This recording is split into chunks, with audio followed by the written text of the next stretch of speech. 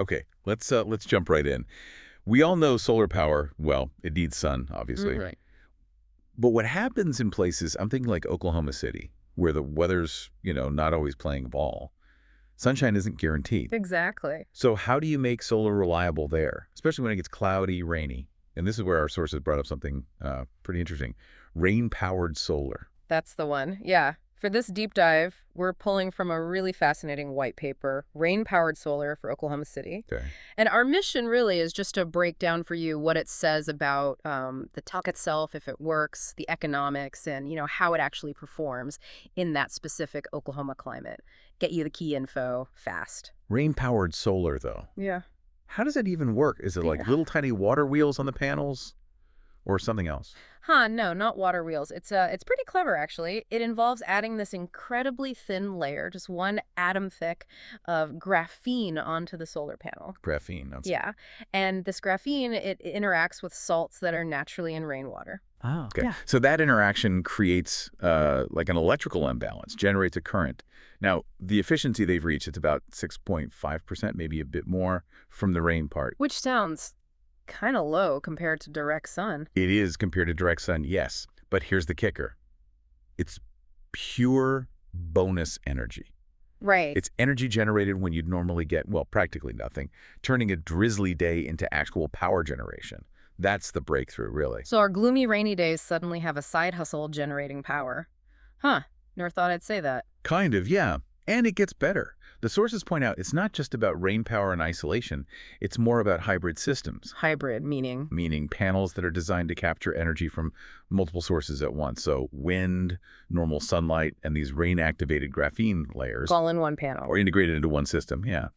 With smart controls, managing it all, optimizing for whatever condition is happening. Sunny, windy, rainy. It just pulls power from whatever's available. It's a step towards systems that adapt, Yeah. 2-4-7 potential. And Oklahoma City, with its weather patterns, seems like a good place to test this out, right? Absolutely perfect. OKC gets, around 36 inches of rain a year, spread out, especially spring, early summer. Which lines up nicely with solar, maybe? It complements it perfectly. They get a lot of sun, too, maybe 235 sunny days a year. So the regular solar works great then. Okay. But during those other times, the rainy spells, these graphene panels can keep generating something. It directly tackles that inconsistency problem solar sometimes has. Which brings us to efficiency, yeah. Okay. How well do they really work when conditions aren't, perfect sunshine? That's the key question. Standard panels. On a really cloudy or rainy day, they might only run at maybe 10, perhaps 25% of their peak capacity, sometimes less. So not much. Not much at all. Adding this rain power tech gives you that extra bit right when the normal solar output tanks. It fills that gap. Makes sense. Though, one thing to note, rain itself doesn't really clean the panels perfectly. You still get pollen dust, especially in Oklahoma City, spring times. So maintenance is still a thing. Okay, good point. So did they actually try this out, like a real-world test? They did, and the results were pretty compelling. There was a pilot back in 2023, South Oklahoma City, a house about 2,500 square feet. Okay.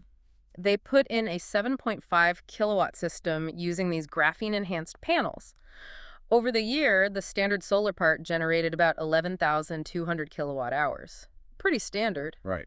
But they also tracked an extra 800 kilowatt hours generated specifically during rainfall. 800 kilowatt is just from rain. Just from the rain. Now, that's about 7% extra overall. Might sound small. But it's 800 kilowatters they wouldn't have had otherwise. Exactly. That's electricity generated when those standard panels would have been producing next to nothing.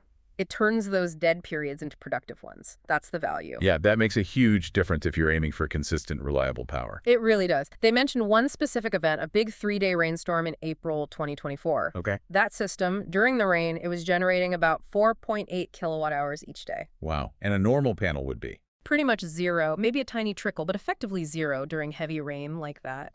So this ability to keep some production going, even in bad weather, that's what makes it potentially really viable for places like OKC. Even if it costs more up front.